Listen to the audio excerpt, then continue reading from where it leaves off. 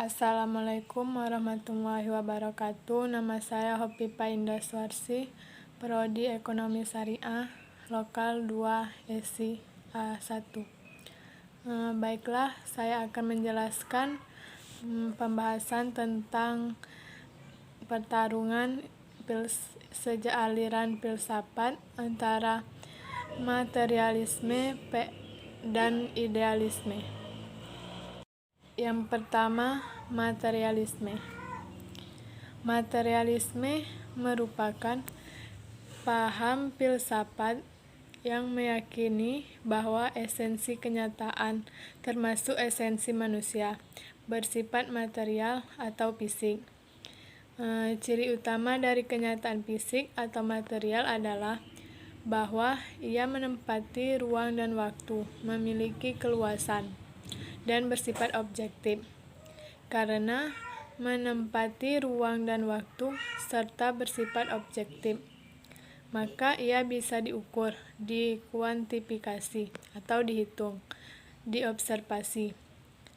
Alam spiritual atau jiwa tidak menempati ruang, tidak bisa disebut esensi kenyataan, dan oleh karena itu ditolak keberadaannya.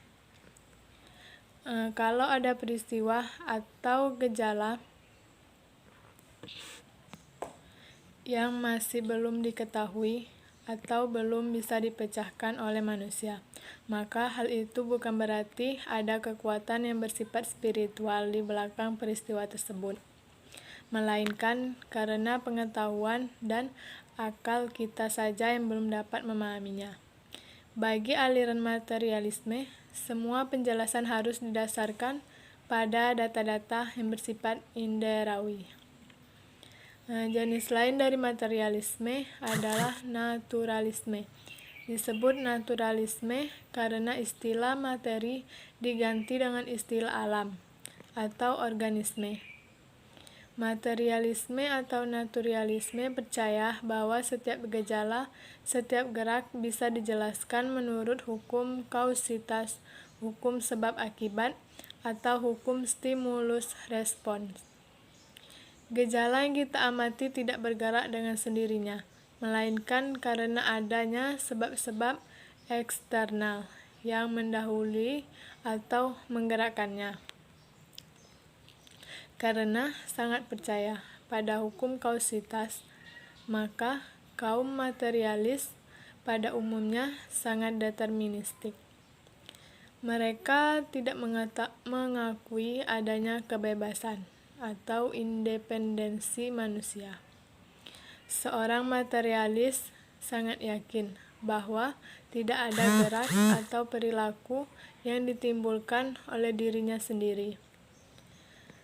Gerak selalu bersifat mekanis, digerakkan oleh kekuatan-kekuatan di luar dirinya atau eksternal.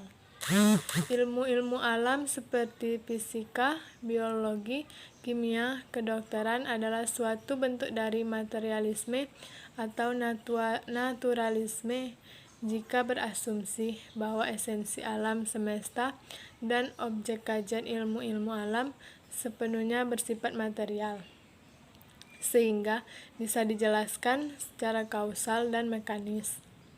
Akan tetapi, ilmu-ilmu tentang manusia seperti psikologi dan sosiologi pun adalah materialisme. Jika memiliki asumsi bahwa objek kajiannya adalah materi yang menempati ruang dan waktu, bisa diukur dan dikuantifikasi, dan bergerak secara kausal. Materialisme dalam melihat manusia, ia hanya melihat apa yang tampak saja, yaitu materialnya atau jasmaninya. Materialisme tidak mempedulikan hal lain secara material, seperti kecerdasan, jiwa, dan lain-lain. Ia beranggapan bahwa materi Allah yang mempengaruhi kecerdasan, jiwa, dan lain-lain. Ruhani atau spiritual juga tidak menjadi pokok bahasan dalam materialisme. Selain itu, materialisme juga beranggapan bahwa adanya dunia dan manusia karena adanya sebab akibat sehingga mereka tidak mengakui adanya Tuhan yang intervensi. Selanjutnya yaitu idealisme, kebalikan dari materialisme. Menurut aliran ini, kenyataan sejati adalah bersifat spiritual. Oleh sebab itu, aliran ini sering disebut juga spiritualisme. Para idealis percaya bahwa ada kekuatan atau kenyataan spiritual di belakang setiap penampakan atau kejadian. Esensi dari kenyataan spiritual ini adalah berpikir. Karena kekuatan atau kenyataan spiritual tidak bisa diukur atau dijelaskan berdasarkan pada pengamatan empiris, maka kita hanya bisa menggunakan metafor-metafor kesadaran manusia. Misalnya, kekuatan spiritual dianggap bersifat rasional, berkehendak, berpesaraan, kreatif, dan lain-lain. Dengan diakuinya kenyataan sejati sebagai bersifat spiritual, tidak berarti bahwa para idealis menolak kekuatan-kekuatan yang bersifat fisik dan menolak adanya hukum alam.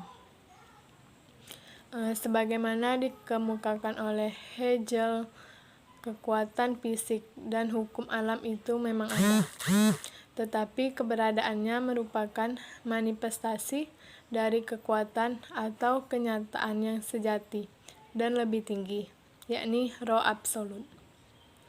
Seperti halnya kebudayaan dan kesenian yang merupakan manifestasi lahiriah dari jiwa manusia. Alam fisik pun adalah manifestasi lahiriah dari kenyataan sejati, yakni roh absolut atau Tuhan. Para idealis percaya adanya gerak pada setiap planet maupun hukum alam sudah didesain terlebih dahulu oleh kekuatan spiritual. Sejumlah besar penganut idealisme mempunyai pandangan deterministik mengenai manusia. Mereka menyatakan bahwa roh absolut adalah bebas dan tidak terhingga, tetapi manusia sebagai bagian atau perwujudan dari roh absolut tidak bebas dan berhingga. Akan tetapi, tidak semua idealis mempunyai pandangan yang deterministik seperti itu. Di antaranya, para idealis banyak juga yang menekankan kebebasan manusia. Ini terutama tampak pada salah satu aliran dari idealisme yang disebut personalisme. Personalisme menekankan bahwa roh bersifat pribadi-pribadi atau individual, masing-masing berdiri sendiri-sendiri, sehingga setiap pribadi, setiap individu mempunyai kebebasan untuk mengekspresikan dirinya sendiri. Baiklah, hanya itu yang dapat saya sampaikan mengenai pembahasan tersebut. Saya akhiri.